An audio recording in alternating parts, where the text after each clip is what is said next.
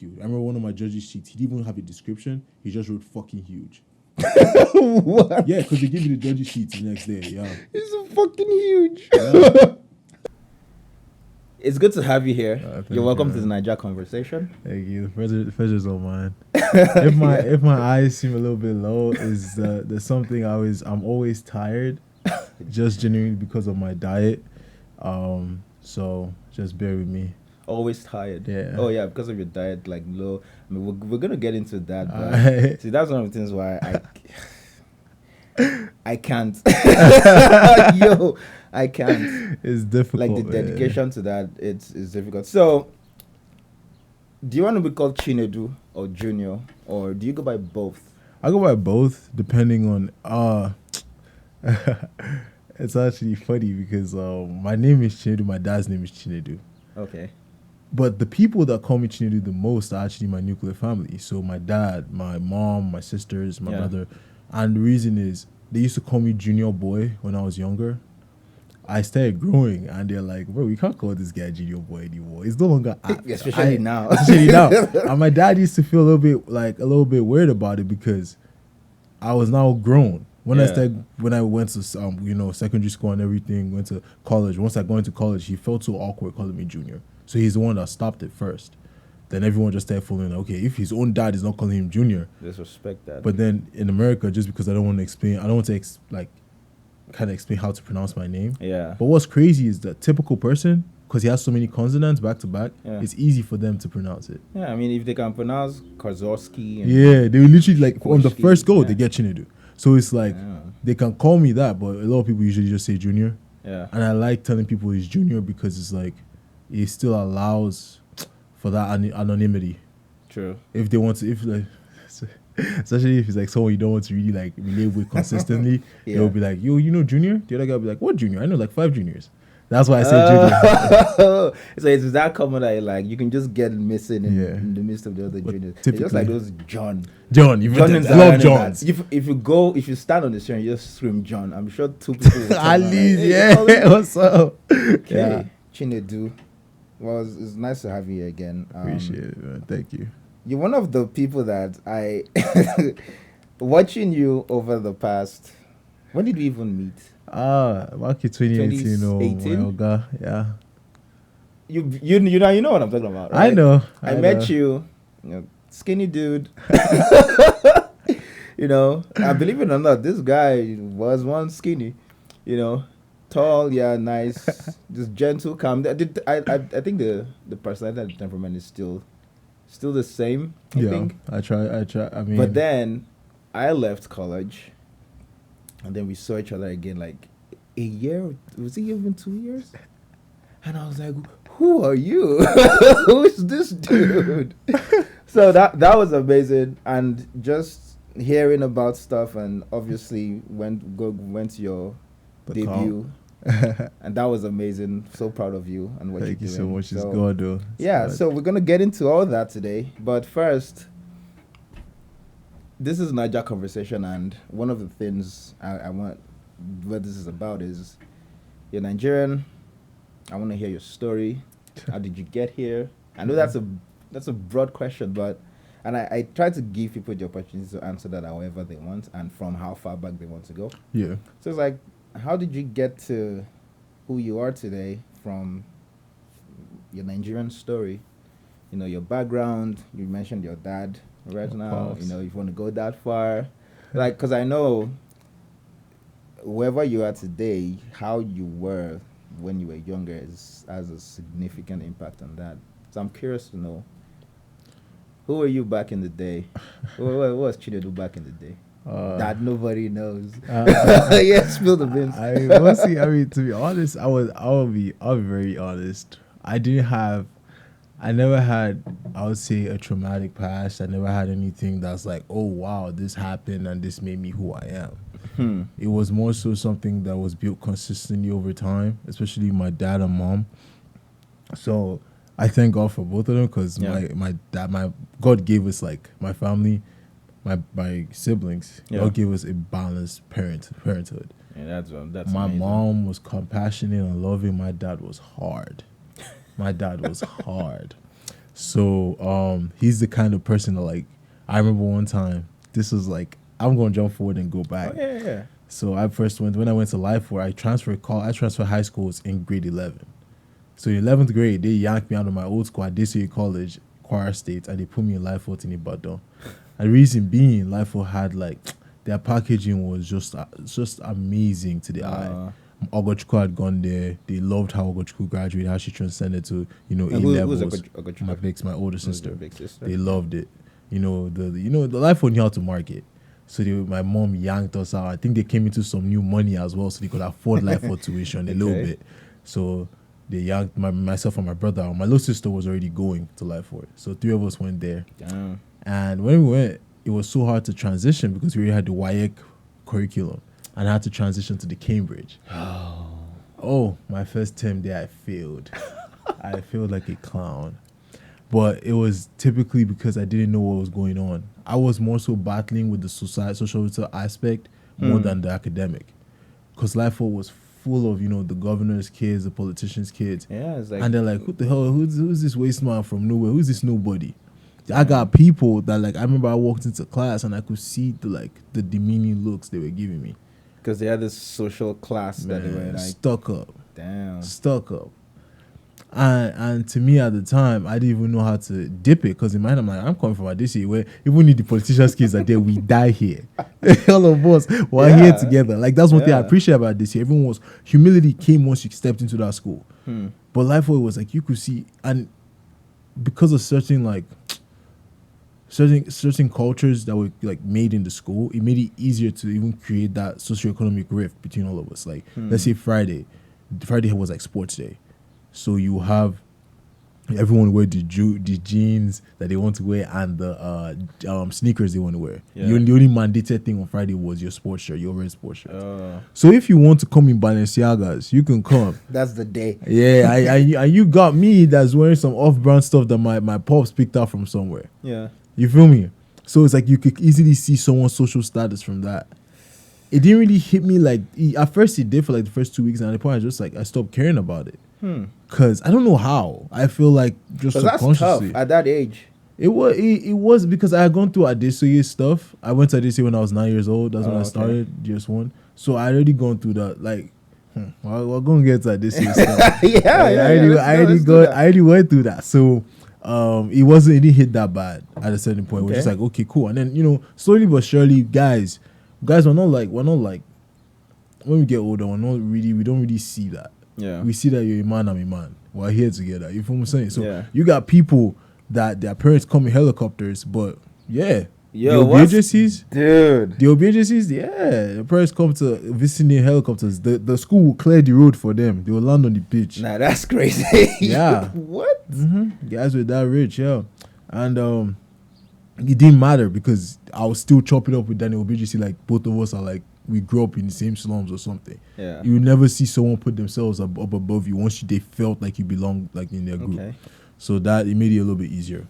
Anywho, like back to like how I guess I have the mind I have right now. Yeah. My dad has always been an overachiever. He grew up really poor, and this is what's wild. My dad is the definition of the Lady and the Tramp, or the Princess and the Pauper, or whatever you want, whatever analogy. My dad that grew man up. See this? He knows. He knows. He grew up dirt poor. Damn. So like he tried everything to like get himself, his siblings out of like the poverty. I respect because he's the first son, and he did his damn shit. He did it. I respect that. And when he finally came out, started boys first class, I felt like it was up. You know what I'm saying? When he felt like it was up. You know what this guy went to God do? What? He said he saw my mom. They went to University of Nigeria and Nsukka together. I think he was doing his master. She was doing her bachelor's, and he saw her, and he said, "Guy, I want to marry this woman." His friend said, "Bro, that's a princess, right?" The guy said, "Guy, better go and sit down." That break, the guy went to my mom's village, told her dad, "That is the Igwe." Right? So you can't really meet the Igwe anyhow. You gotta like talk, find your way in. So he made like friends with her little brother. Yeah. My uncle Chibike, amazing engineer. My uncle Chibike, Uncle Chiboys, he made like friends with them. Like, go talk to your dad for me. That I want to talk to him to marry your sister. No way. First time he went there, they threw him his ass in jail. They threw his ass in jail. Yeah, because maybe people don't understand how royalty is in Nigeria. Still, royalty is a big deal. Yeah. Threw his ass in jail first time. The guy came back outside after like, was it 2-3 days? Came back out. The guy left. Came back like 2 weeks later. Threw his ass in jail again. He now left. The guy was like, okay, I'll come with a different strategy. Okay, I need to meet your dad. There's Oh. 2 parents now that I need to meet.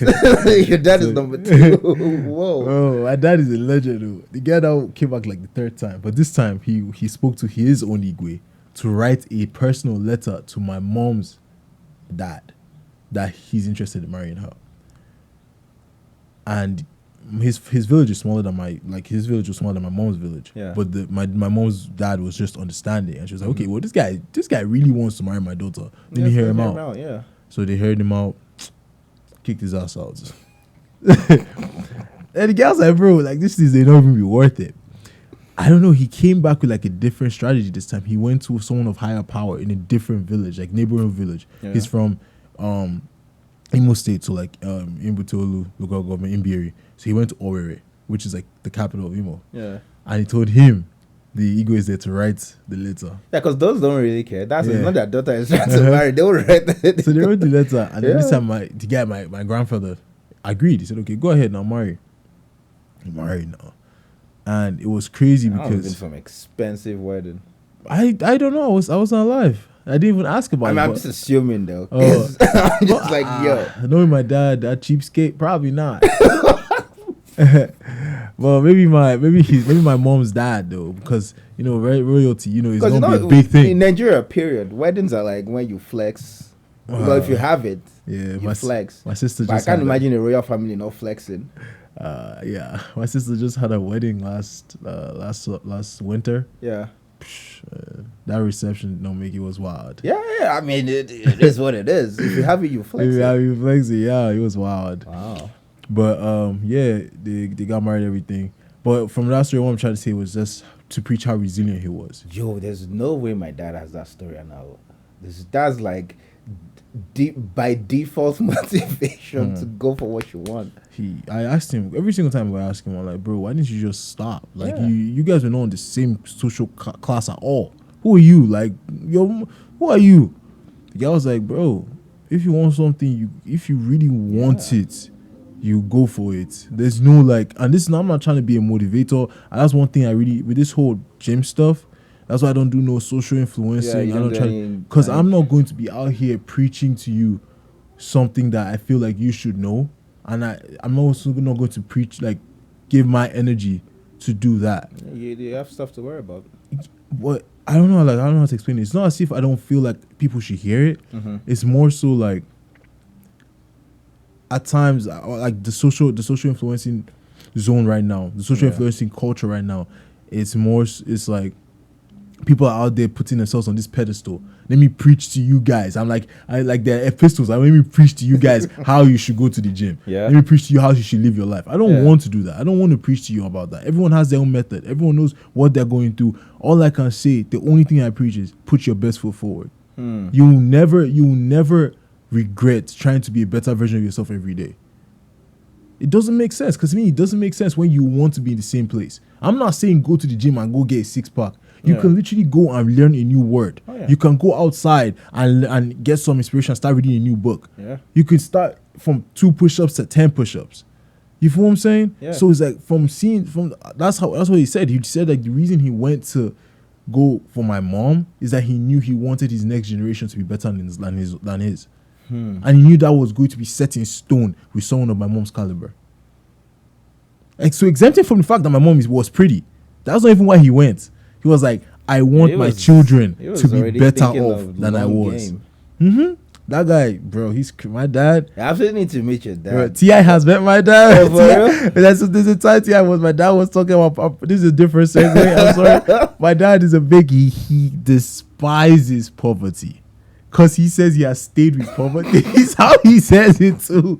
My dad is stayed with poverty. He said that he has slept side by side with poverty. It's romance enough, poverty enough. Oh man. Well, he said that he has slept side by side with poverty, and he can tell you it's not pretty. Every single time he'll say it to me and my brother, he'll tell us, Junior Muna, there's no romance in poverty. And he says you will feel the passion, the hatred for it. He's like, one time I was talking to T.I., there's this song T.I. had, I wanted to use, like, he was talking to my dad about trying to get like some ad-libs for it. Yeah. But he just wanted a conversation with my dad, and he was recording the conversation. He thought the conversation was going to be like, something that's light. He brought up poverty. My dad's tone changed. Have you watched them animes when you bring up something like Jiraiya? And Jiraiya gets angry. Bro, his tone was deep in. He said, Junior, he said, Chinedu, T.I., listen to me. If you see poverty, run as fast as possible. He could have found a way to use it still. He used it. Was it? Let's ask T.I. to play that song. I think it's Ego. I'm going to find out. I think it's Ego. Let him play it, bro. He said, run 440. Like, bro, he doesn't like poverty. So he was trying everything in his power to avoid being poor. Fast forward to when all four of us were born, my mom's was still going to school. She was still, because she has a master's and she's a lawyer, so she has to go to master's school and then get her law degree. Education. So she was still going to school. So we didn't see my mom for a while. We won't see her during the weeks.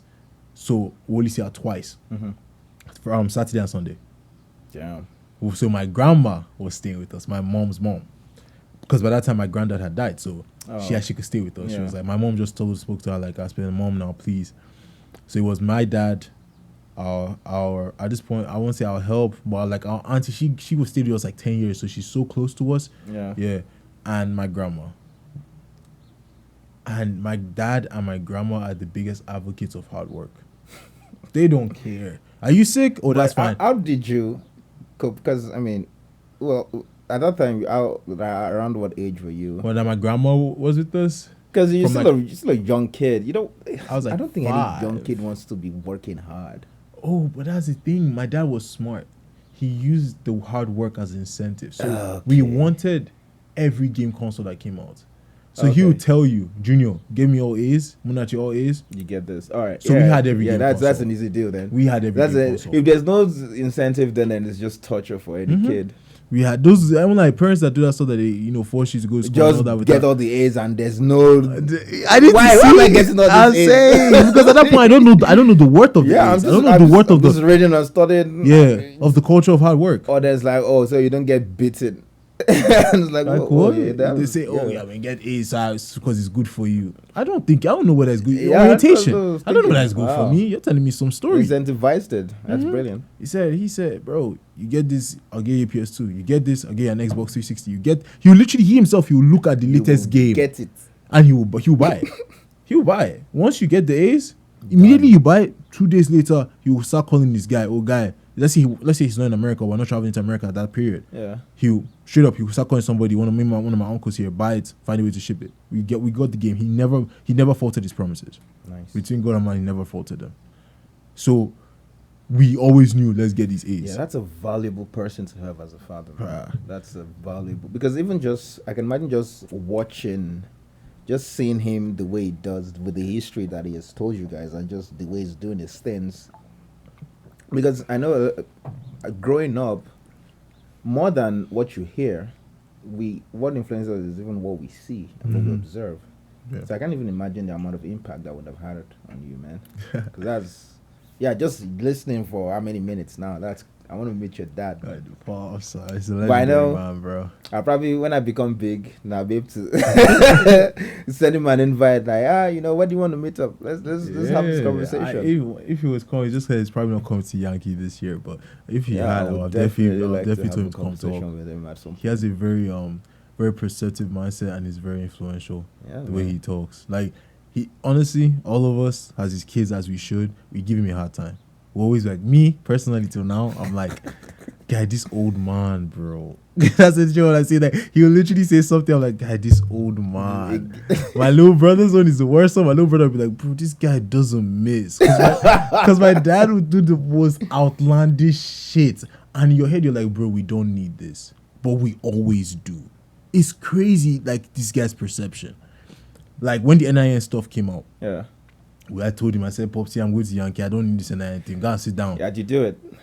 Bro, he forced me to do it. I was arguing with this guy the whole day. I was about to start sparking because I didn't want to leave the house. I wasn't in the mood. Yeah. Come, 2-3 months later, they asked me for my NIN. I called my pops. I said, Dad, Whoa, thank whoa, you. whoa. That please, that NIN Yeah. that you told me to do. Yeah, that stuff. Because even me, when I was outside, I recently opened a Nigerian bank account from here. Mm-hmm. I had to send them all my stuff, Including that NIN. Even now, to go renew your passport, you need an NIN. Mm-hmm. Yeah. So now you have to absolutely do all the back and forth to get it It's now. terrible. Now. Yeah. It's terrible right now. You know how the lead times on these things. But that's brilliant though. So then you went to that school. Wait, what? Lifer? I went to Lifefort after I did. Lifefort. So then, since you described the kind of school, I know it's probably just a straight shot to study abroad, because I know they usually enroll you in those kind of programs, and then you. So then, what got you into like engineering and coming to Platteville? How did that happen? So when I left, I didn't have a proper grasp on what I wanted to do when I came to like America. Okay. And the crazy thing is, America wasn't even my first choice. I did this accelerated A-levels program in Lifefort. Yeah. My first exams were good, but my second exams I bombed them. I would say at that point I was depressed, but I didn't know I was depressed. Because when my parents enrolled me for the program, I didn't want to be there. I legit was shedding actual tears because I didn't even want. It's not like I wanted to even go to Yankee or America at that time. I just didn't want to do that program. I didn't want to stay in that school. And they were like, "Oh, you have a bright future. You're young. Let's just craft you here." I'm like, I don't want to be here. But they didn't hear that. I was the only kid out of all the 4 kids my parents have that did ED. It's called early decision, ED. Yeah. I hated the program. A lot of people like it. A lot of people it comes out. For a lot of people it comes out good. For me, it wasn't my thing. And you aided through before, during, after? Everything. I hated it.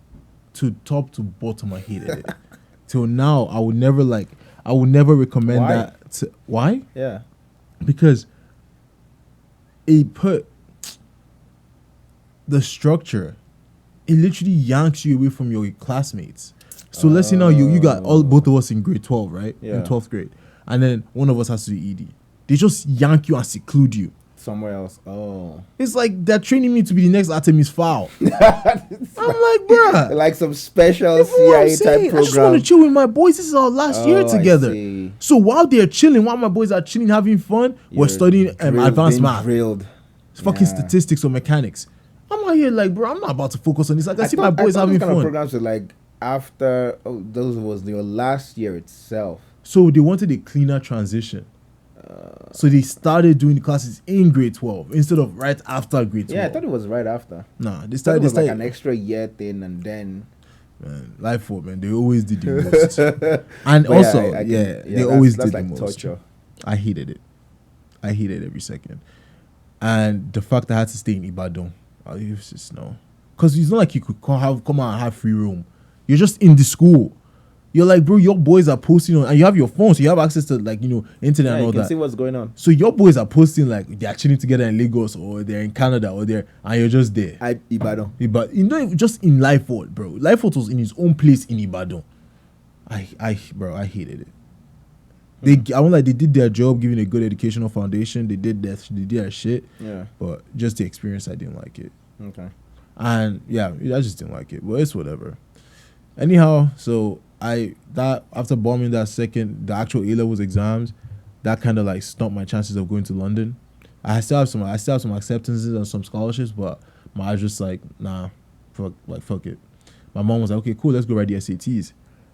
And I did pretty good on my SAT. Yeah. Somehow. I forgot what score it was, but it was pretty good. And I got into Illinois Institute of Technology with like probably 50% scholarship or 60% scholarship. I know it's a private school, so it was like he helped a lot. He helped a lot, but it was still a lot of money. Oh yeah. So we went there, and that's in Chicago, close to the South Side. It's on 35th and Brownsville. Going to college, the one thing people don't warn, and they say it, but because you've not really experienced it, it's more so. That's something I tell my mom all the time. I'm hearing, but I'm not listening. when I say that, oh, I'm listening, but I'm not hearing, it's more or less like I can hear the words you're telling me, but I'm not. I can't absorb what you're saying. My mom, like years after years after years, she would say something, and I'll be like, okay, yeah, yes, mom, yes, mom. When I say yes, mom, I'm not here. I'm not listening. I'm not hearing what you're saying. Out. It's coming in. I can hear it, like the verbal. Yeah. But actually, assimilating it, I'm not doing it. So when I feel like typically when you advise a child coming from Nigeria to America or London about culture shock, they're hearing, but they're not listening. They're like, we hear culture shock all the time. Figure it out. Yeah. Go there. And no matter what emotion you wear on your face, no matter how austere your whole disposition is or something, it never really communicates how severe it can be. I've seen culture shock hit me. I've seen culture shock decimate some people. Oh, yeah, TI2 was like, thank God for his own dude. Decimate some people. Yeah, it's crazy. And bro, so when I went to IIT, pardon me. Oh yeah. When I went to IIT, we had a nice Nigerian like group there. I'm like, it was a nice. So that it helped me. That kind of held my hand for a bit. Okay. But the thing was, no one was there to really tell you, oh guy, go to class. Oh guy, take your exam. Oh guy, write your quizzes. But those are important stuff. Guy, Oh guy, check your grades. Expecting that.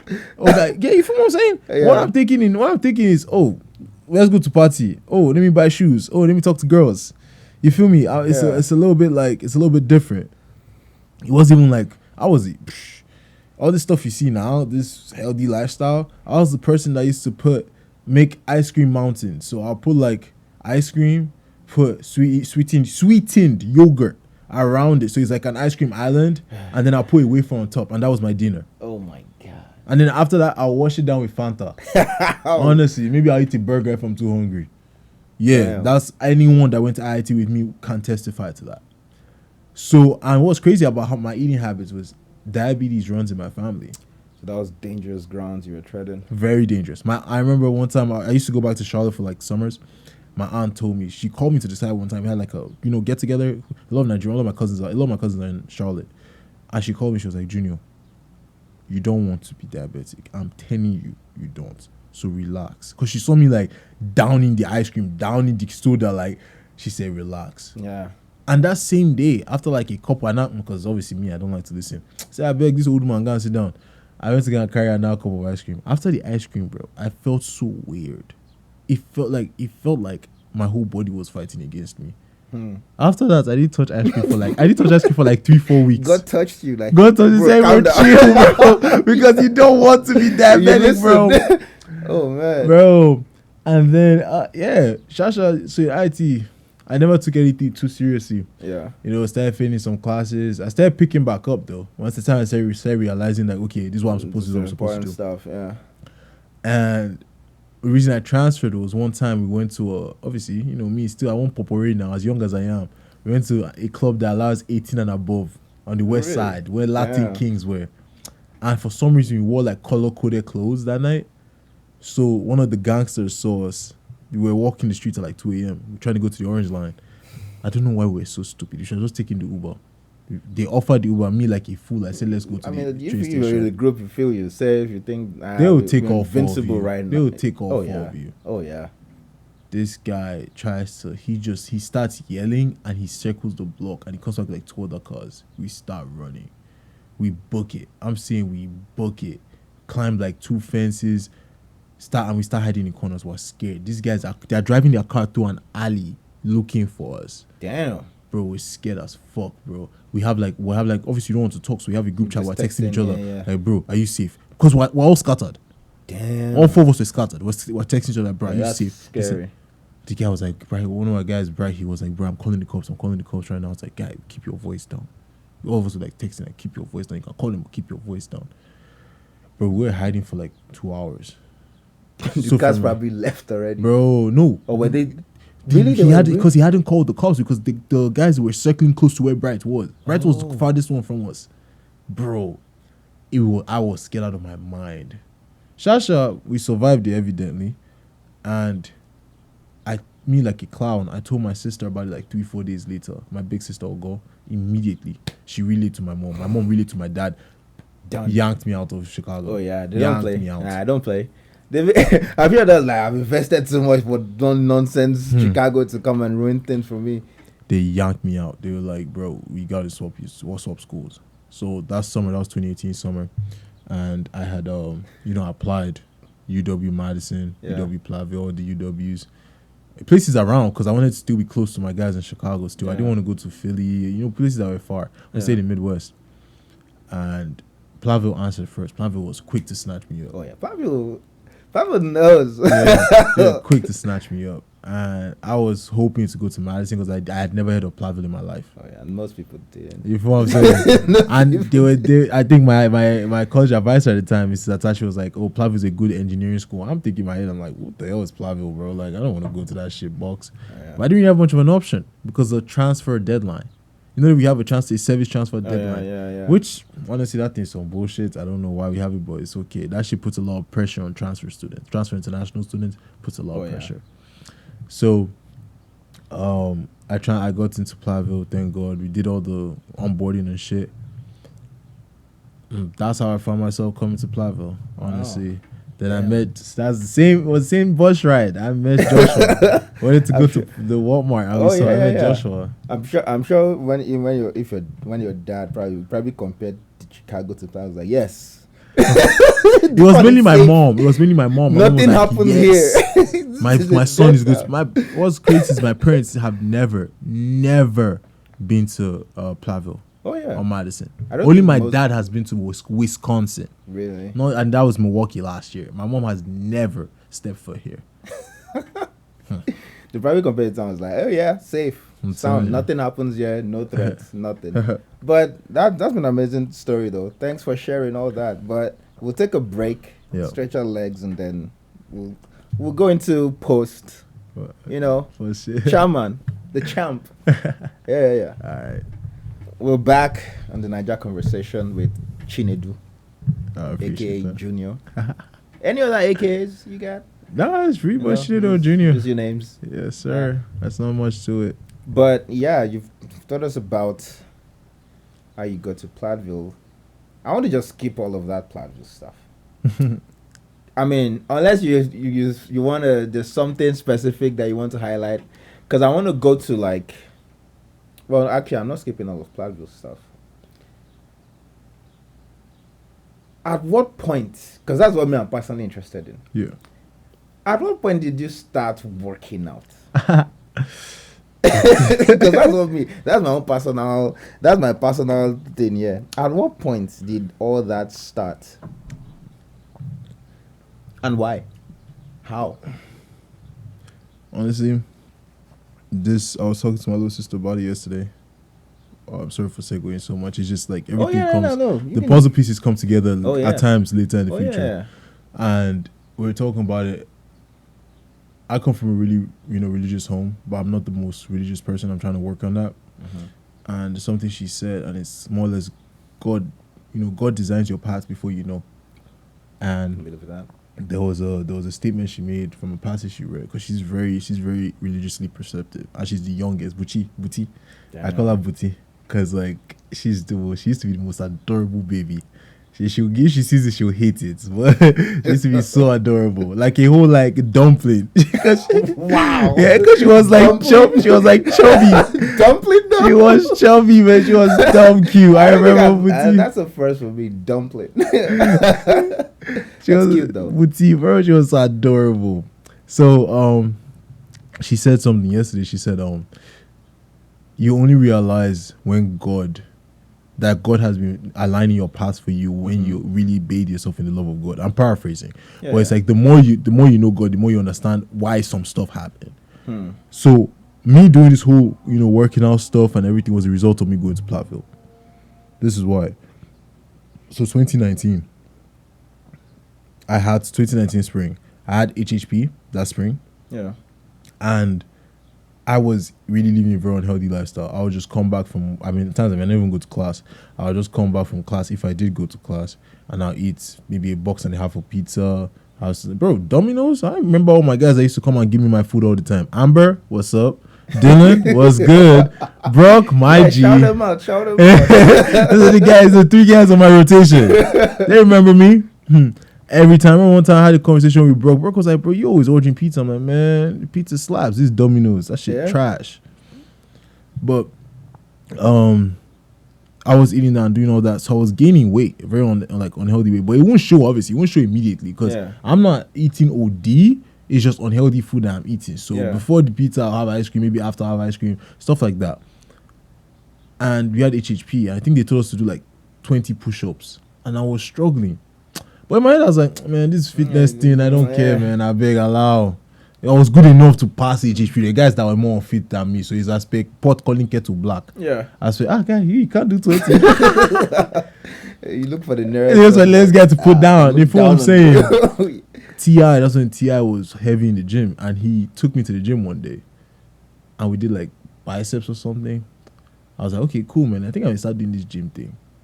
Fast forward to 2 days later, my muscles kill me. I told T.I. I'm never stepping foot in that gym. You were sore. I died there. I couldn't move my arms. I said I die if I step foot in that gym. God forbid.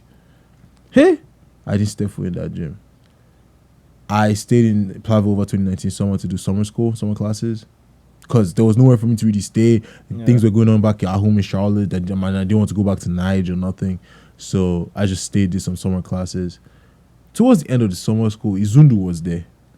Izundu, man. When I say Izundu has held our hands. Yeah, I need to reach out to Izundu and maybe, because I'm trying to figure out how to do this virtually too. Yeah. Because I know I can have everybody here, obviously, but yeah, I need to talk to Izundu If you too. can. That guy is so wise. He may be a close to age, but that guy has the wisdom. The wisdom of Yoda. or Master Ugwe from Kung Fu Panda. I'm telling you, it's crazy how he talks and then the tranquility in his speech. When at times Izundu's voice, when he said, or his words can command the room, because he says very little, but what he will say, that's all he needs to say. But this one is not even a maturity thing. He was just being a pest this day. So I'm playing Fortnite and he comes into the room and he's like, guy, let's go to the gym. I look at this guy. Guy, come on, get up from around and go to your gym, Joe. Don't stop disturbing me. Yeah. Bear in mind, in this, I have ribs on my table and I have my rolls on the side of my stomach. Even Brian was calling me fat. He was insulting me. This was 2019 summer. Damn. And I was playing my game, minding my business. He said, guy, let's go to the gym. I said, I don't want to go, bro. Get out of here. Guy's like, guy, let's go. I don't want to go. He left the room. He came back. This time he didn't talk. He just threw a shoe at my console. He just threw a shoe. He picked up my shoe and threw it at the console. He's like, guy, let's go. Came, turned off my console. I looked at him, I was like, guy, what are you doing? Like, I even started getting angry. Yeah. But because of quick shuffle. Yeah. He's on the two, started getting angry. Me, I now got scared. I said, okay, let's go now. We went. Damn. I think we did back and biceps. And he was like explaining to me why my form that was wrong, why he was hurting and all that. Yeah. I said, okay, no, let me talk it out. He's never going to come back now. He's not going to come back to this house. The next day, he came back again. I said, Jesus Christ. We went again. This guy kept coming back for the last 2-3 weeks I was in Plavel. Before, because I had to go to Charlotte for like 2 weeks, then come back for the semester to start, 2019 fall. He kept coming back. I'm like, bruh, leave me alone. Leave me. Bro, the guy kept coming back. And then, all I was doing at the time was back and biceps. Slowly, I started realizing I can do other muscle groups. I didn't like legs for like 2 years. I hated working my legs. Yeah, legs are painful. Bro. But when you start really building them, bro, they're the best muscle to work. Shasha, Izundu was there. He was persistent. I don't know whether it's because he had found a new like gym partner and he was like, I'm not trying to lose you. We die here together. Yeah. But he stayed. And then I saw you, I saw Deyo, I saw Josie. I'm like, what y'all are doing? You might as well join you all. Like, it seems like y'all having fun. Community, let's have fun. Yeah, let me have fun too. So I started coming a little bit more. Started seeing my guy Andrew Yang. People were there. I was just doing it, recreationally, nothing crazy. I remember then I used to struggle to like 35 dips. I used to struggle. I used to break them up into sets. But that's because my body wasn't used to it. Yeah. But then something that really was like the pivot for me was, as I started going to the gym, my grades started rising. Interesting. So it's like, I know everyone says that thing, but it's like it's not a direct relation between the gym and your grades. It's a direct relationship between the gym and your discipline. Yeah. The gym and your organizational skills, your time management. Because you need to go to that gym. So it's like you're going in the morning at 6 before your classes, or you're going after classes at like 5 or 6. Yeah. And you also like, you're going to structure yourself around, Oh, let me yeah. go to the gym. Let me get my... Because I know then, I used to go in on Fridays and then Saturdays because I was working a lot. But sometimes if I had to go within the week, right after class, gym, go home, shower, or refresh, come back to work. So yeah, you got it on point. You're on point to your stuff. And that translates immediately to your academics. Immediately. I've not seen anybody that tells me that they start going to the gym religiously and an aspect of their most important aspect of their life do not improve. It's not possible. I've never met one person. And one thing, because that's actually one reason why I didn't join athletics in school. Well, international, and I didn't want to have to deal with all the paperwork, all the stuff. But then I always wondered, are these people failing their classes or not? Probably not. No, it's not even probably. They can't. They can't. They're required for GPA. Yeah. They used to boast their required GPA was pretty high. Yeah. I had friends in my class. You probably did too. That were in soccer teams. and they were doing well. Yeah.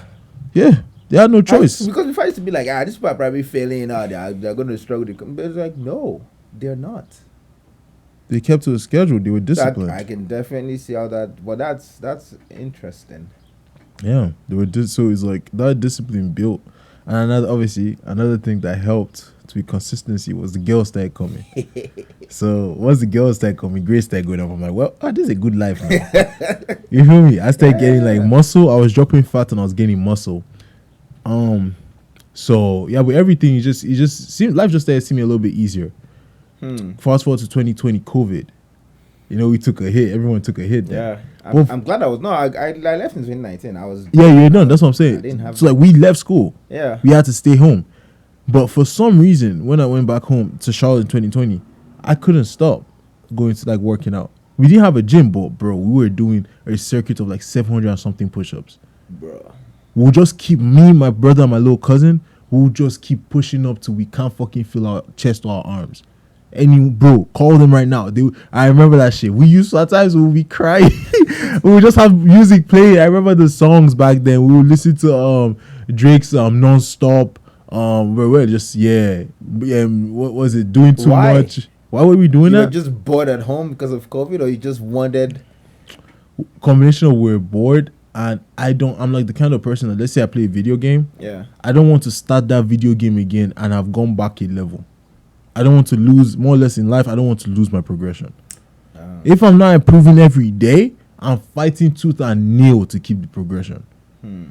So we're playing soccer in the front lawn for cardio, and we're doing push-ups.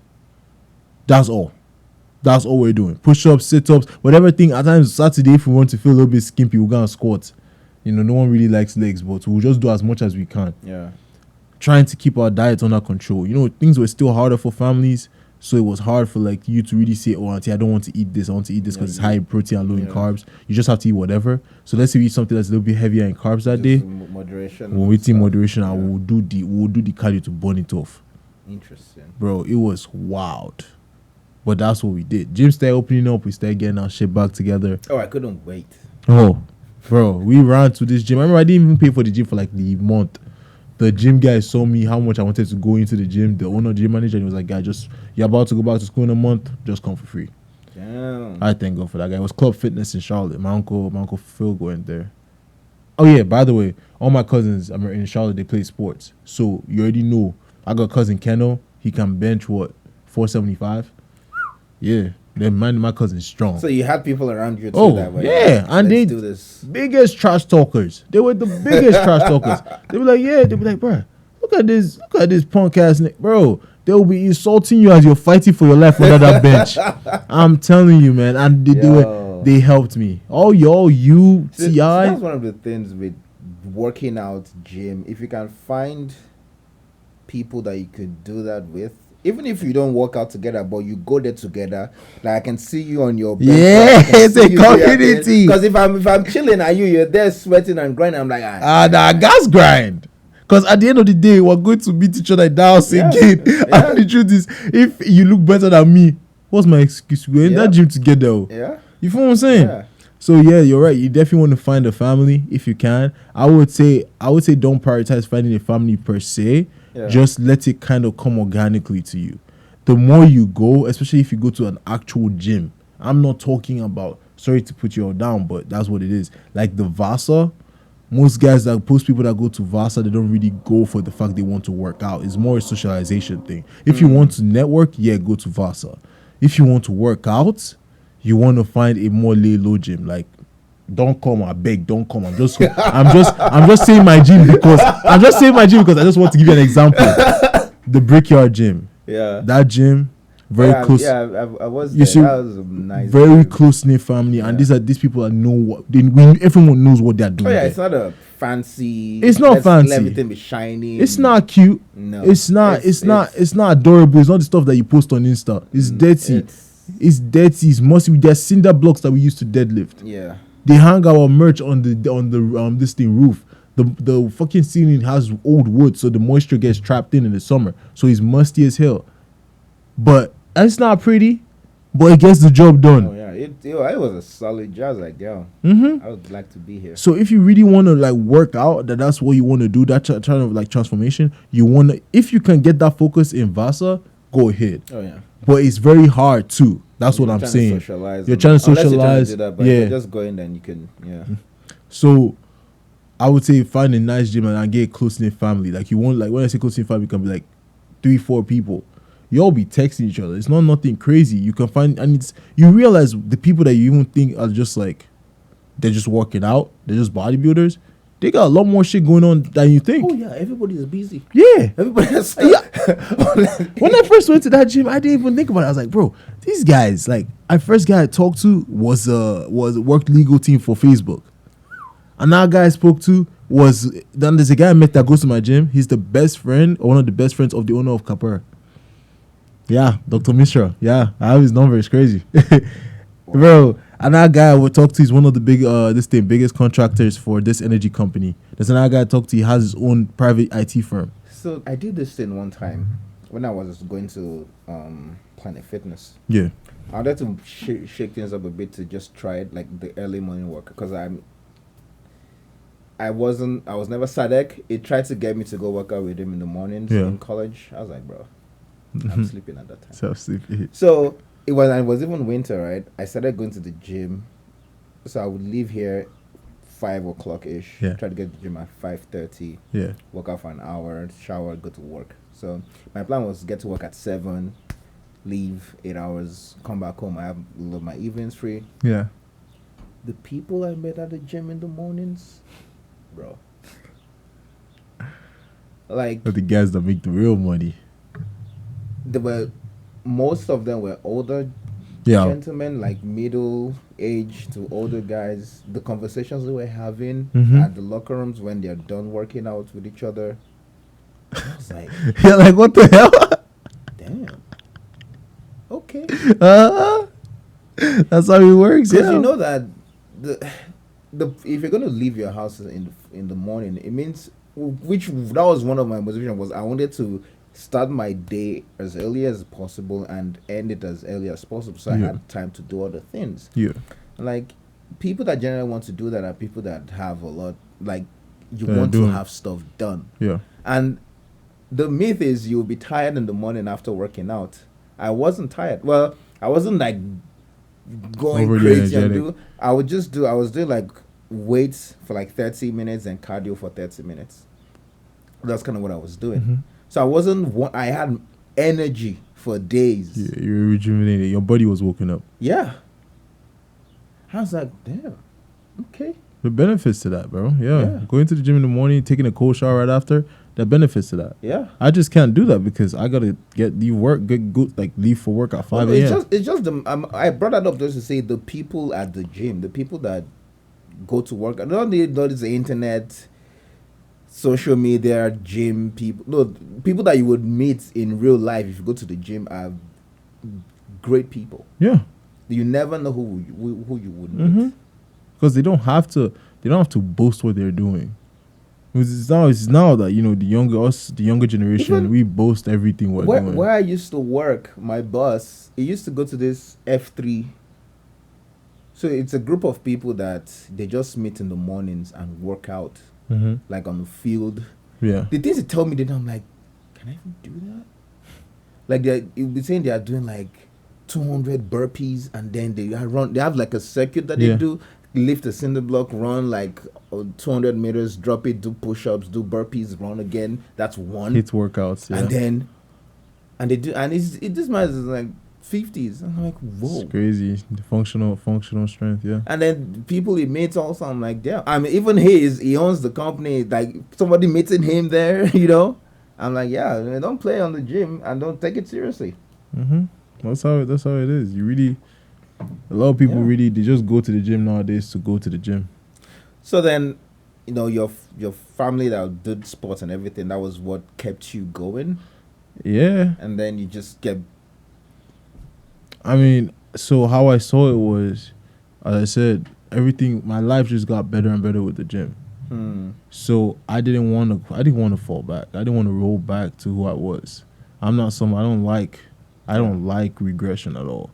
And when I say I'm starving for self-improvement every day, I starve for that. I lose relationships because of that.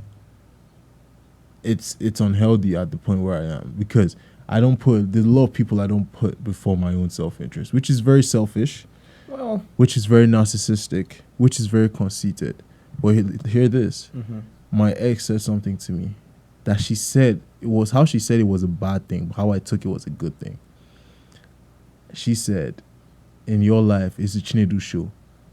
And I said, yeah. And like, was supposed to be a bad thing. Yeah. But after I thought about it for 2-3 days, I said, yeah, it's my fucking life. It should be the Chinedu fucking show. If it's not, then I'm doing something wrong. I'm 23 years old. I just turned 23 this year. It should be my show. It should be. I'm not going to be apologetic for me putting my interests before everyone else's right now. As long as I'm not putting you down, as long as I'm not going out of my way to harm you, I don't see why I should tell you sorry. I don't see why I should be telling you sorry for me going to go better myself every day. There's this thing about being selfless that people consider to be so heroic and so. It's like, well, the fact that I put myself at this level as a priority before anything else doesn't mean you have to take that as me being selfless or me being, because I get it, especially if you have something that you've been working so hard for and you have that goal, because even like entrepreneurship, it's usually you're the only one that sees that where you're going, that vision, and people will come and try to inputs or try to work with you or try to be, oh, this is so cool, and then they want to put their inputs, and then you're like, nope, you don't work for me, get out. People will get offended, and people will see that as, oh, you're selfish or you're narcissist, and it is in this definition but it's like, why are you doing that matters. Why you're doing it matters. Do you want to know something crazy about that? Yeah. I thought about it, and the truth that the reason we feel that way, and the thing is, if you notice, even when they call you out for being selfish, although you know you're not being selfish, you feel that sense of greed. Yeah, you're human. That's that sense of guilt. Yeah, you're human. That hint of it. Do you know why? Because people nowadays, a lot of people are very entitled. So when they come, whether it's girlfriend or it's a friend, they feel entitled as to your loyalty. They feel entitled as to your transparency, your acceptance. They feel entitled to all that. They feel like they've given you so much and they've received so little. And in the same way, you feel like you've given so much and received so little. But no one can see it like that. Sure. So I've just come to accept a lot of people's actions and reactions to certain things. Yeah. And nowadays, I would say it, and now as I'm even saying it, I still feel that hint of like guilt.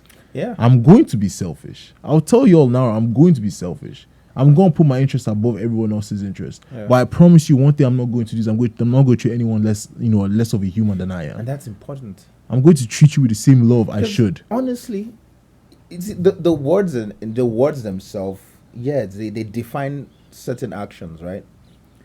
But why are you taking that action? Really matters. I feel that too many people ignore the why. Yeah. For example, I don't know if it was the second episode or third episode that I kind of made similar example too. It's like, if I'm trying to save money, right? Mm-hmm. And you tell me, bro, let's go chill somewhere, let's go do something, and it's not in my budget. Yeah. I'm not going. Yeah, as you should. I don't really care how you feel. As you should. And I can be nice enough to be like, yo, I'm sorry, but I'm not going. Mm-hmm. If you then say, oh no, you don't do anything with me, blah blah blah, you're being selfish. You have money, but you want to keep it. That's the point of saving. Like, that's exactly what I'm doing. So that's exactly. But if it's like, oh, you have money, but you just that you can afford, you don't want to share because you're just selfish. That's different, right? The reason matters. Mm-hmm. Like, yo, because I know if I'm in a rut financially and you're not able to help me, I'm on my own, and I'm in the rut. Yeah, that's how it's gonna And be. that's it. And you know something, my dad, that's something, bro. That guy, I forget. That guy he's so wise. All this stuff is evident now to all of us at our age, but he was telling us this thing when we were 5, 6 years old. He said, bro, people run away from poverty and failure like you're a leper, like you have a disease, like you have a plague. But once you're successful, oh my God, like moth to a flame. Exactly what I'm telling you right now. He said it verbatim. That has always been. That's why, when people try to argue or lie about the whole thing of guys just need to have money. Bro, if a guy just has money, as relation to relationships and women, if you have money, that's like most of your. Anybody will be like, no, but your attitude, characters, like, yes, we know it matters. We know that's a luxury that's brought with the money. Let's talk about generally speaking. Attitude, love language, type, what else? Character, all that other thing, all those things that they call intrinsic values, all that shit, when they list it, is a luxury of having the money. Yep. Example with my ex-girlfriend. Everything that she can bring up, whether it's spending time, whatever, buying gifts, all that. Yeah. All that concern was because there was money. There was no worry about where we go to eat, how we go to live, where we go to buy clothes, where we go to buy our food. There was no worry with that. Yeah. When you're no longer worried as to how your basic standards of living, then you have the luxury to worry about things above that. That's what was I was talking to my wife about first world problem versus third world problem. Yeah. We're like, yo, if like now in Nigeria, who's going to think some nonsense social problems? Like, yo, I can't eat. That's what you care about. It's like, yo, I need money to eat, to feed my family for this week. I need to find that. When you're not thinking of where to get the food. That's why politicians can take advantage of those situations, because nobody's trying to. Only few people are trying to think about social economics and how the decisions at the top. Like, no, at that level, I don't even see. Yes, the influence is there. Yes, the decisions they make affect. Yeah, their but that's lives, not your concern at the moment. See it. That's not your concern. What they are saying is, I need to eat. Orientation, yeah. Mm-hmm. And that's the, like, once.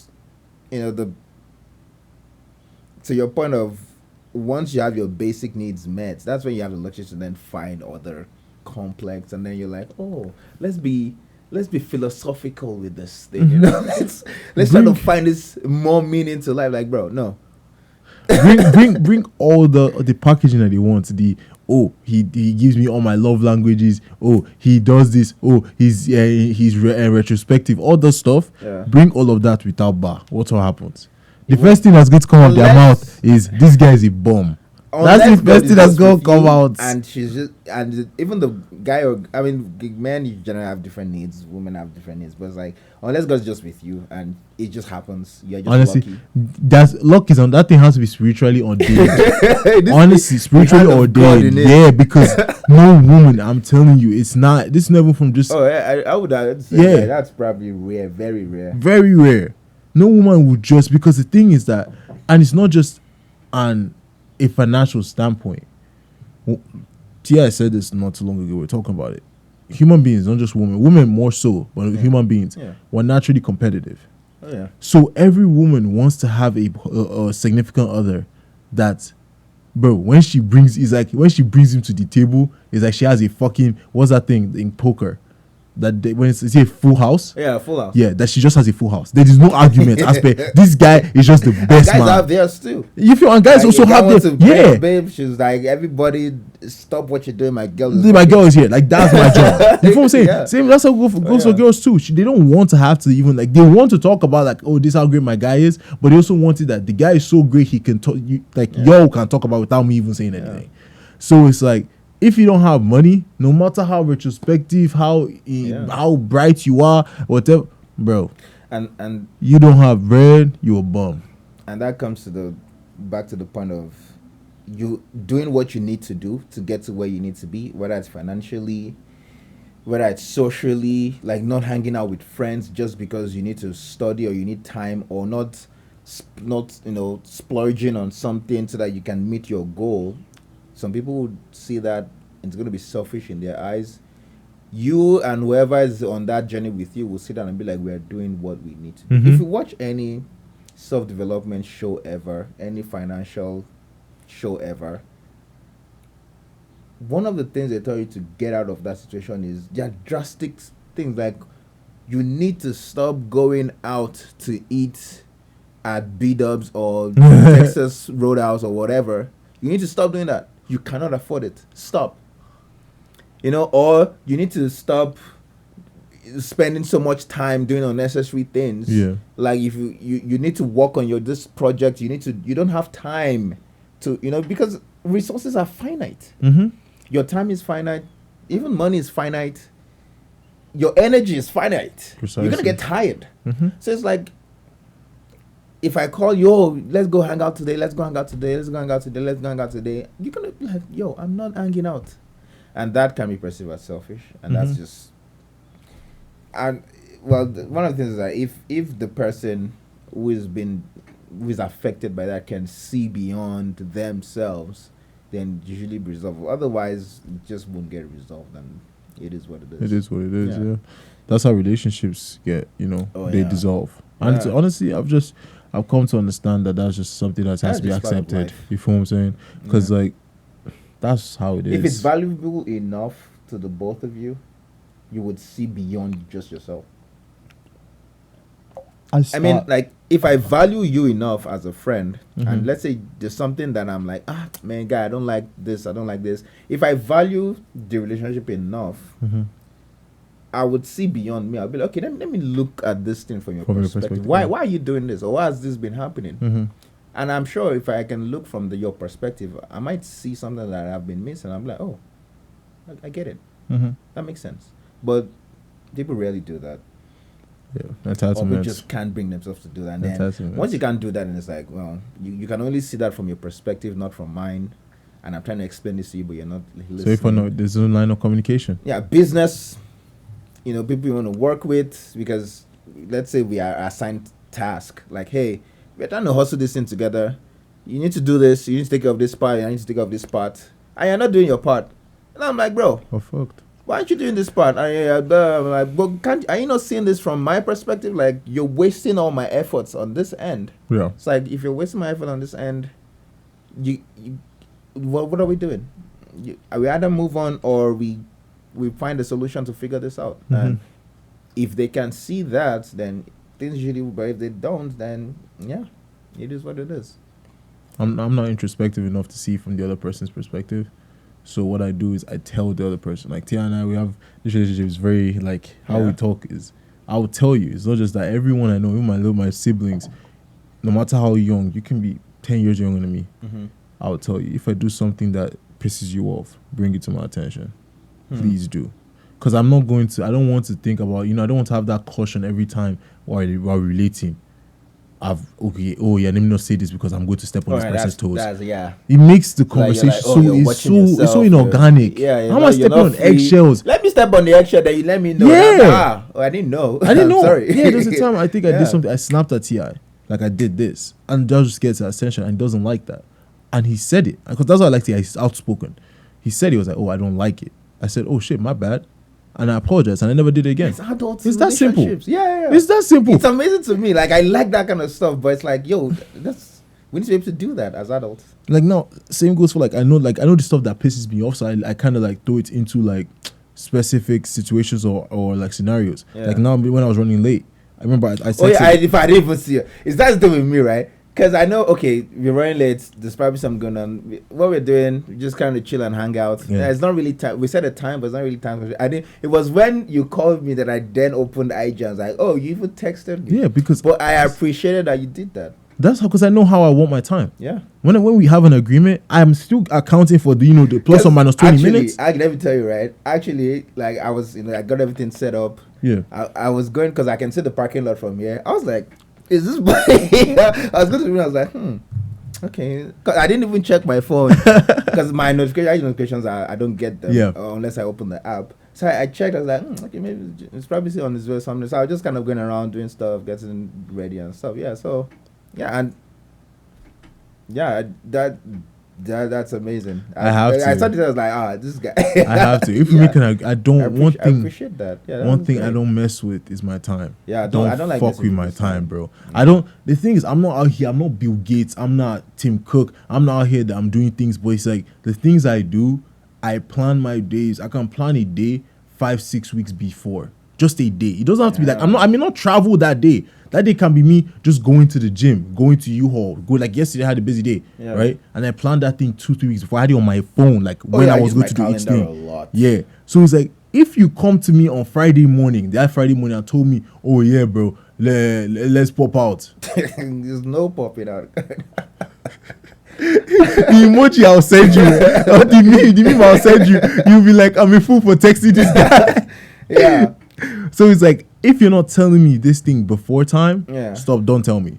A lot of guys don't hit me up anymore about going out because they know I'm not coming. If you don't tell me before time, if you're talking about something, we'll figure it out on the day, I'm not coming. I don't like moving without a plan. I hate it. Because the thing about I don't show it because I try to hold it a lot. My anxiety goes up when I don't have the plan. Interesting. When I don't have a plan, my anxiety is through the roof, bro.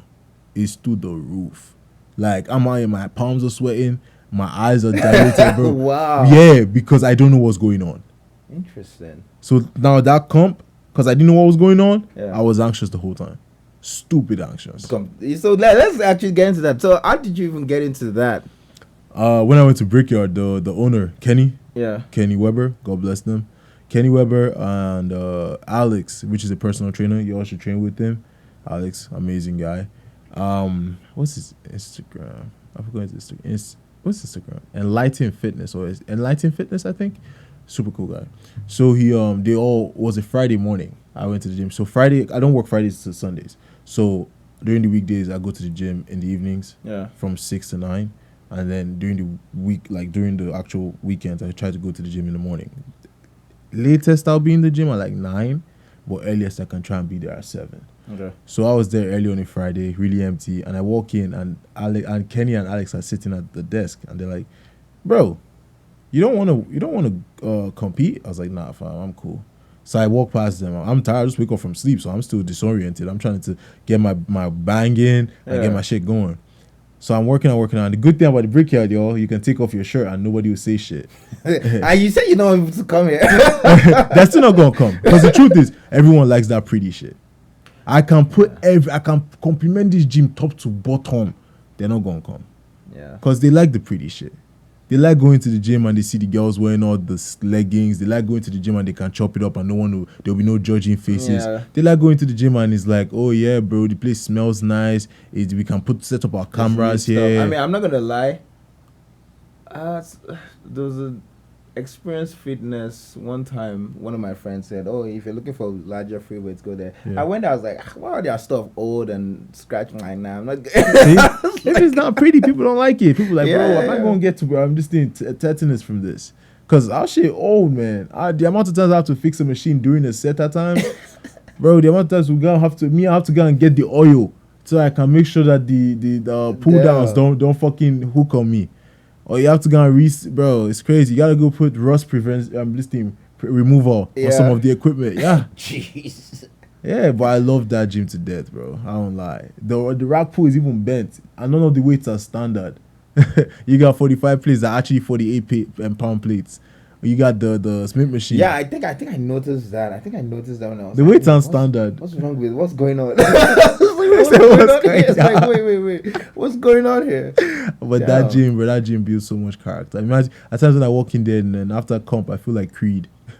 You know, Creed, after I won his first competition, he went back there. I was like, Shasha. So he's like, I think I started getting my chest workout in that Friday, and I took off my shirt and I walked back towards like the place to go to the bathroom real quick. Yeah. And they were like, bro, look at this guy's physique. And they started yelling at me. They said, bro, you must compete this year. You have to compete. Kenny, the owner, starts getting mad. He's like, why are you paying all this and putting all this work into not to show the world this and this? I'm like, damn, okay, cool, I'll compete. Wow. Then at that time I was still dating my ex, Shay, man, God bless her. She held my shit down during that competition. Really? I will never in my life. Oh yeah, she was, because that was the first time I met her, and I was like, oh. I literally, she thought she always complained that she's like, oh yeah, bro, like I was lying to her when I said that she was half of me. For that time, that Joan was half of me. I wouldn't have been able to do that shit without her. Damn. Because the days, I work 10-hour days. So I work 10-hour days, still on that diet. Drive to and from work. That's 45 minutes each way. Yeah. And still go to the gym for 3 hours. So at times when I'm completely out of it, she'll come back from work. And we may not even talk. She'll just hold my head. And she'll be like, baby, it's okay. I'm out there, bro. I'm so close to tears, bro. Because you know your body's going through shit. You're either starving. I can't. Bro, it's hard. Prep was hard. Yeah. You feel so under. Like at times you can't even lift your legs up, bro. Your body is in pain because you're not even eating as much, so you're legit not even recovering as fast. Anywho, I agreed to do the comp. Every day I'm mad. I'm cussing Kenny out. I'm cussing Alex out. I'm cussing Shay out. I'm like, yo, should fuck out of here. Stop disturbing me, this and this. Bro, I was like, and the crazy thing is my mood didn't really change. It's just like anytime they talk about the comp, I'm like, guys, stop talking to me about this. I told you I'm going to do it, so I'm doing it. Just let me prep for it. Yeah. All the way to the comp day. And the comp day, all I knew about that day was I had to shave myself. Completely like a naked mole rat. So that's what we did. And then I didn't know anything about organization. I didn't know nothing about what we had to do, times you had to pump. Bro, let me not lie to you. While I was in that pump room, I was acting like I knew what I did, like what I knew what I was doing, because I didn't want the other people to feel like, I didn't want to feel, imposter syndrome. Okay. I didn't want to feel like I didn't belong. Yeah. Everyone else knew what they were doing. They were waiting for the time to pump up. That way. Because even the guy that you ended up doing the stuff with at the end, he came from Texas. He flew from San Antonio, Texas. Like, yeah. He came all the way from Texas. And me, I didn't know shit. I just registered. I went from Milwaukee to Madison that morning with T.I., eating my tilapia and potatoes in the car, listening to some Away by Davido. I'm sleeping my ass off because I'm tired as fuck. So he's driving. Man, God bless T.I., bro. Another person that held me down. When I wanted to quit too, he was like, bro, at this point, you come so far. If I have to whoop your ass to take you to that stage, I'll take you to that stage. Wow. And, bro, we went. I didn't even have standard, like, board shorts. I just got some board shorts from Walmart. Like, everything I did that day was... I was actually curious. Sorry to cut you off. Go ahead. I was actually curious that... Because when we got there, Dale, Jose, and I, when we got there, I saw the guys with the briefs, the short... I was like... Good to I was like, okay, it's gonna be insane. Oh, no, I'm not. No, I ain't. But then your ex told us like, oh no, you're wearing shorts. I was like, oh, okay, that's different then. Yeah, on board shorts, and that's how I know bro shade, bro. I went to pose with one of our guys, Martin. Yeah. Martin from Brickyard. He has a supplement store, Oak Creek. I went over there to pose that night, and I came back at like 9:30. She and I just had an argument before I left. I came back, bro. She was mad at me. Mad to the point she was crying. But she didn't care. She still told me, bro, get up. Why was she with tears in her eyes? She was, bro. From 10, she helped me shave from like 10 to like 11. And then right after when I came out of the shower, we posed from 11 to 2:30 that morning. Damn. She was yelling. I was tired. She was like, baby, come on, one more. She was angry as shit at me. She was pissed. Yeah, she still held my hand through that thing, bro. It's when I think about it, it's crazy. Man, that was big. She was a big part of that. Bro, that trophy is as much hers than it is mine. It may even be more hers, honestly. I would lie. I just wanted to pose, man. But yeah, man, she did that. I don't lie. And then we went up there. Yeah.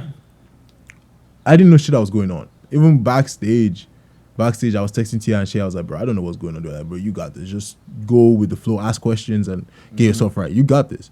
So I went, did all that, and anyone that doesn't know, shows are broken up into two: pre-judging and finals. So I go in prejudging, and what I'm hearing before these guys told me, before, like, after prejudging, you can eat. You can finally eat your candy or your ice cream. But what they meant by that was, if you felt like you didn't win your prejudging, then you can eat. But if you felt like you could have won it, I advise you to stick to your diet until finals are done. Oh wow! But I didn't know that. So remember, after prejudging, because we went to Culver's. I was like, wait. Are you? Is that done? You were like, yeah, yeah. So that wasn't. I wasn't done. So after 12 prejudging and stuff at 12 or 1:30, they were like, okay, yeah, everyone come back for the finals at 5. So imagine, I'm like, okay, so they've already, what they said, they've already made up, they just come back to carry your trophy.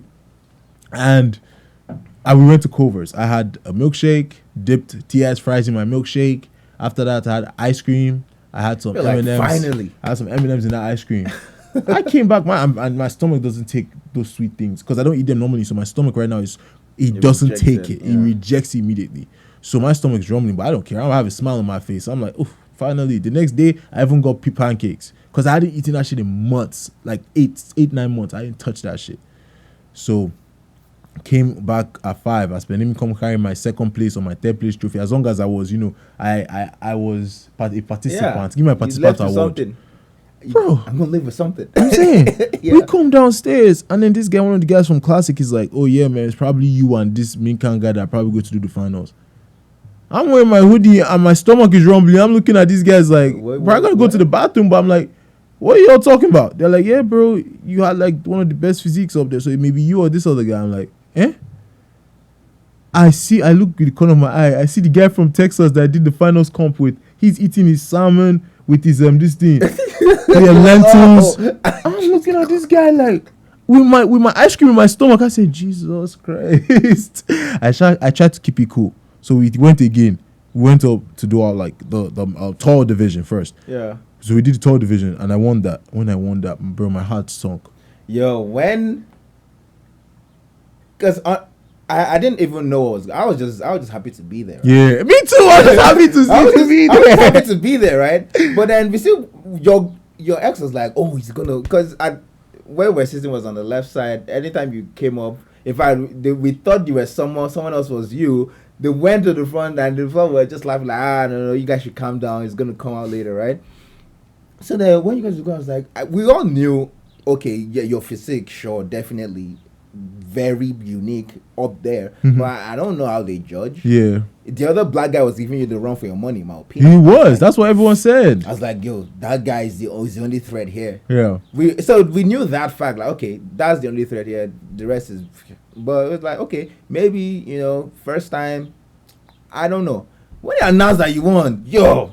I mean, the video, you have the video that I'm like, whoa, what? When I won the third division, I was like, oh shit, that's cool. As I was now walking back with the trophy, yeah, like to the backstage stuff, the organizer Ford is like, bro, chill, drop your trophy. You still gotta go compare with Min Kang for the overall. I said, huh? Overall? My stomach hurts, bro. I think I need to take a shit. Min Kang is there ready because the short division went before the tall division, so you can see the smile on the face. He was like, let's get this, brother. I'm looking at this guy like, that guy was ripped. He was conditioned, super conditioned. He was super conditioned. So I'm thinking myself, I'm like, I know I didn't do cardio in prep for this show at all. Everyone is surreal. I did not cardio at all for this show. So I know I didn't have the condition I needed, but I was like, well, first time stuff, I was too lazy to do cardio. Fuck it. I felt like I still had a decent package, but I just didn't have, bro, the condition. Hey, your physique is very unique. I'm sure you know that your physique is like unique. Bro, if you see what Joshua on between me and you, if you see what I'm bringing for the next show, bro, it's gonna be something. Just give us heads up next time, because I didn't even find out about that. I think Jose or Dale just told me, hey. I think it was Jose or Dale. I was like, when? What? What's going on? And the reason they found out was because they invited me to eat Eba. And I told them I couldn't because I have a show. And Brian didn't know what I meant by I had a show, because that was Brian's birthday that same day. Oh, so I couldn't even go to the club with them or anything because I was busy. Yeah. I felt so bad, but like I told him I had a show. But yeah, my physique may be cool, but man, what I'm bringing for the next one is something different, because I didn't condition myself as well last show. So this show, I'm going to come with that conditioning. The next show, I'm going to come with that conditioning. Anywho, we did the competition, and then we called us out for the last, like, for finals, for overall. I'm just there, scared shitless, but I'm like, let me just do it. Yeah. I'm flexing everything as hard as possible. Everyone is yelling. And for some reason, they left you guys up there flexing for a while. Like, for forever. For a while. Even me, that wasn't flexing. I was like, bro, we were tired. We were so tired. And then they finished everything. And I remember all the noise went silent for like a second when they were like, and the new men's physique pro. Everything went silent. Yeah. And then all I saw, I remember I didn't even hear my name. I just saw Shay. She jumped legit from her chair. Like, she was like a long jump. She launched forward and she was screaming. And then I now realized, oh shit, guy, I think I won. Oh, and that then, was how you... Like, and then I saw yo literally flew out of your seat. Oh, yo. And I was like... Because what? At that point, I'm disoriented. The lights in your eye, you're tired. Yeah, I'm tired. So I hear that shit. I see yo. I'm like, oh shit. Then my ears open up again, and I see me come beside me trying to dab me up and everything. Okay, what's good? The guy hands me the trophy, and as I'm holding it, before he's like, all right, pose for them. This whole thing is surreal to me. While I'm posing for yo, amazing. That was my head experience, bro. In my head, I'm like, there's no fucking way this just happened. So I even forget about everything. And then I'm walking off stage and Ford is like, oh, we can't let you go. We got to give you a pro. We got to because we waited. We're like, what's going on? So what you're telling me is that in my first show, I became a WNBF pro. In my first ever show. Has that ever happened before? No, they told me. Did you find out if that has happened? They told me that it's not normal. They told me I shouldn't have won it. That typically you have to come 2-3 times and then you may win it. You may win it. So do you have like a first time record? You have a first time record then? I wouldn't say it's a first. I feel it's like someone else has probably done it. People have probably done it multiple times because the WNBF is not like the IFBB. Yeah. You know what I'm saying? It's more, I would say it's an easier division. People say that it's not because it's natural, but I feel like it's an easier division than IFBB because those guys are on, drugs. But I would say maybe it's like a few people, definitely less than normal. Yeah. Because Ford told me, like 2 of the judges came to talk to me and they were like, bro, you shouldn't have won your first one. But you just came with something so crazy, we had to give it to you. And I was like, oh, thank you. I remember one of my judges' sheets, he didn't even have a description. He just wrote fucking huge. What? Yeah, because they give you the judges' sheets the next day, yeah. It's a fucking huge. Yeah. So it's surreal. I remember I'm sitting in the car and the drive back. It's raining. T.I. is tired as shit, but we're driving home. And he just keeps telling me, like, bro, you're a pro now. Like, you can't, like... Yeah. I didn't dip it till like 2-3 weeks after. It didn't click for me till 2-3 weeks after. And I'm thinking, like, I wake up... Were you even ready to be a pro? I wasn't. I was not. I was, because I didn't intend... You just wanted to go have fun, now you're a pro. Yeah. That was it. And now everyone is yelling. I walk into Brickyard and they're like, bro, you're the pro now. You tell us what you want us to do. I'm looking at them like, yo, we're the ones that were telling me what to do before the show. What's going on? I'm the same kid. I walk in, they're like, bro, you're the pro now. They have to give you your flowers. They got to give you your respect. Remember, I came in with the trophy. So where is the trophy actually now? It's in Brickyard. Brickyard? Nice. It's in that cabinet. Yeah, I promised them. I told them if I win, I'm going to put it on me. Nice. Yeah. It's with them. It's their trophy just as much as it is mine. Nice. I said whatever trophy I win, really proud of I'm keeping it there. That was. So when is the next thing? I was looking at July 11th. Sorry, July 8th. It's in Waukesha Expo Center, but I'm not sure. Just because I'm moving, I'm trying to sort out everything, make sure I'm good. Yeah. But right now, I am staying ready whole summer. So it's still within. What? Okay. You gotta stay with. There's something I saw like 2 days ago on someone's Instagram story. Stay within striking distance. So it's like you can gain some weight, but don't bulk. So stay. Let's say now your stage weight is like 220. Yeah. Or not 220. Let's say 212. Stay at like 216, 217. So when the time comes, you're ready. That's why I'm within like my condition, my waist right now. My waist for that show went from a 38 to a 29. My shorts, they were small. For real? My shorts were small. Damn. It's wild to see. I'm telling you, when I saw that, I said, what? Small. We tried. T.I. because I was in the change room in Walmart. T.I. gave me a large. I said, guys, too big. He gave me a medium. I said, guys, too big. He said, huh? He went to that get small. He said, I was like, yeah, I think this is okay. The girl's like, you think this okay? Small. What? I didn't even think I've ever worn small. Bro. Yeah, it was crazy because men's physique, the aim is to have that V taper. So you want a wider back with a smaller waist. Yeah. And that's I feel like See, I've dialed that shit me, in. I've always admired sports, physical sports, muscles, whether it's physical fights and Yeah. muscles, stuff that has to do with you have to your body. I've always had that, and like when I got there, I didn't know what to expect, but when I started seeing, I was like, I go to the gym just regular, just Yeah. normal, just working out.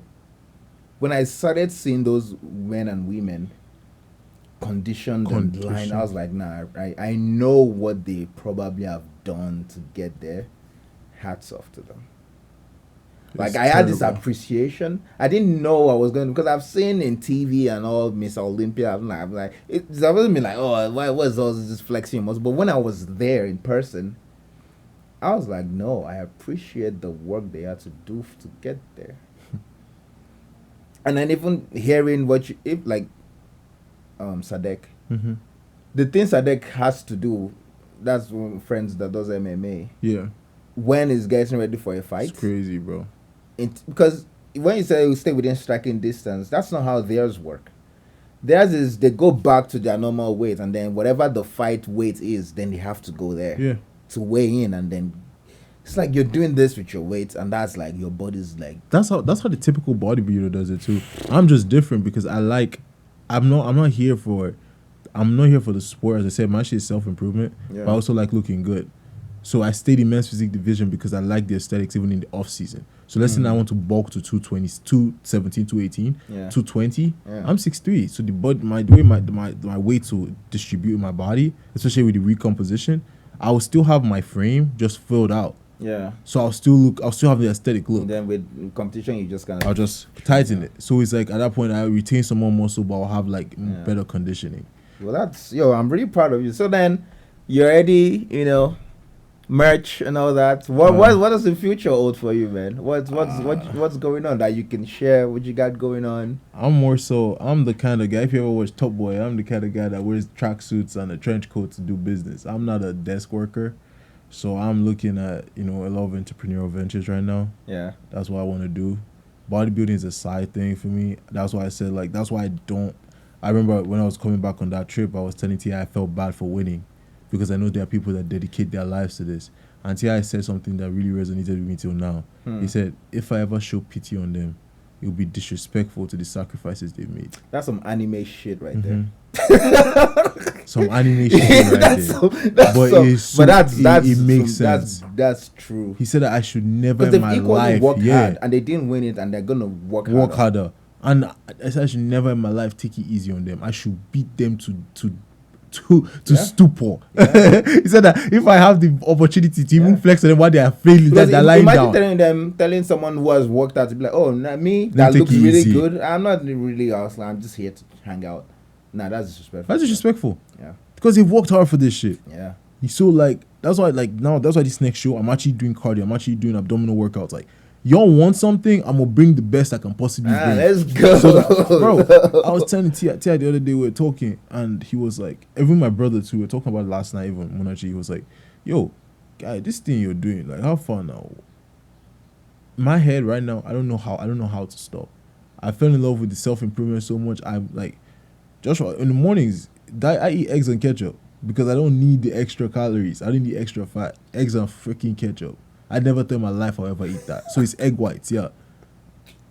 See, that's what I can do. Bro, I'm just I eat straight ground turkey, so 99 in one. It has no taste. I barely eat chicken because it's too fatty. I don't eat shrimp because it has higher cholesterol. I don't eat salmon because it's too fatty. I eat tilapia. I call tilapia the poor man's salmon. My carbs are straight roasted potatoes. That's all I eat day to day. Cashews are this is how, bro, my happiness is eating cashews. That's how I get so happy because I can eat cashews. Because I can't eat, and that was another issue my ex and I had. I can't eat regular food. Yeah, that's hard. That's tough to help you organize and help you figure out. I can't. Because then, I want to go on a date. I want to go out. I want to go have. You It's can't. the sacrifices. Or unless you bring your own stuff. And they were just, I was like, let me just eat some salad and drink some water. She didn't like that. Yeah. So it's like, and so you want to be. All I want to say is that if you want to go on this journey, you want to be careful with that because there are a lot of things you're going to have to sacrifice for where you want to go. So then, do you want people to find you? I mean, I know you already said you don't want to do any social media influencing type. But do you think you would want that in the future, in part of your journey? I mean, it's not something I would want deliberately. Yeah.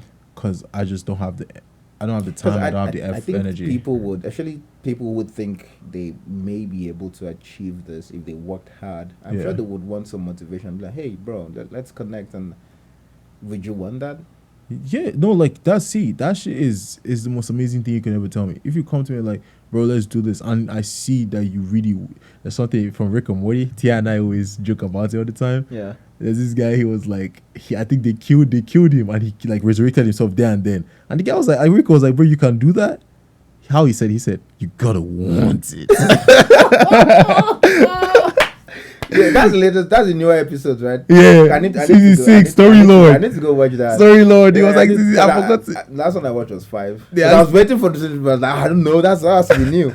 Okay. They asked him. They said, "What's your motivation?" He said, "What's your motivation?" He said, "Motivation."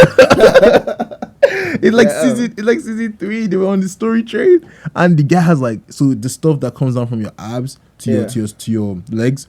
They called it cum gutters. The guy was like, bro, you're 90% cum gutters. He said it's called discipline. It's how he said it. Tia and I, we joke with that shit all the time. That's some hard truth right there. Bro, so it's like, if you come up to me with that like level of like, you really want it. Yeah. You're ready to sacrifice. Obviously, I'm not expecting you to go from 0 to 100. Yeah. But you're really ready to sacrifice the smaller things you're doing. Create those habits of like, okay, in the morning, I'm going to forsake. When I first started working out, I was still drinking. You feel what I'm saying? I was still drinking on the weekends with my guys. I'll still drink. I'll still get fucked up. You remember? I'll still do that. I'll still, at times, eat some junk food here and there. I'm not expecting you to be perfect. I'm expecting consistency. I'm expecting discipline. I don't want you to tell me, because there's so many guys, when I first even started this thing, but I wasn't even trying to be an influencer or anything. They just saw, this guy, you're getting a bit more muscular and stuff. So they wanted to obviously hop on the bandwagon. And they're like, I want to do it as well. And then they come, and then you realize when you open your circle and you open your influence to them, they start dragging you down. Because you do 1 or 2 gym sessions with them, and then they start giving you excuses for the next 2 weeks. Then you start giving yourself excuses. So that's what I mean. I'm just an island. I'm an island on this thing. I do my thing. You can tag along if you want to, but when we get to that gym, is either you're going to follow my workout verbatim, or you go do your own thing. And it's no disrespect to you. I have a path I'm on. You can join me on that path. But there's this brand. It's called Dark Sport. That's actually a brand. If you all ever see this, I need you probably need to tag them when you're posting this. What brand? Dark Sport. Yeah. DARC Sport. Okay. What do they? They're a bodybuilding brand. Oh, really? Yeah. They have the freshest merch. But there's something that they said is their motto is never fucking give up, NFGU. But what they said is it's not for everyone. It's for us. Damn. This shit ain't pretty. It ain't, bro, because that's the thing. It's not pretty. A lot of people need to realize that stuff. The gym now, you see all the influencers in LA and all that. They think it's cute. It's not cute. The sacrifice, what the actual pros, not the influencers, not the guys that do one show, maybe a novice show, and come, win. The actual guys that reach the Olympia. That shit is not cute. So why do you think you see C-Bomb? You see at times you post like his videos on YouTube. You don't see the real work that guy puts in. None of us see that shit. When the times where you're working out and you're so close to crying. That thing happens to me so much at the gym is crazy. So I get so close to crying. What level are you trying? Do you think you're gonna get to?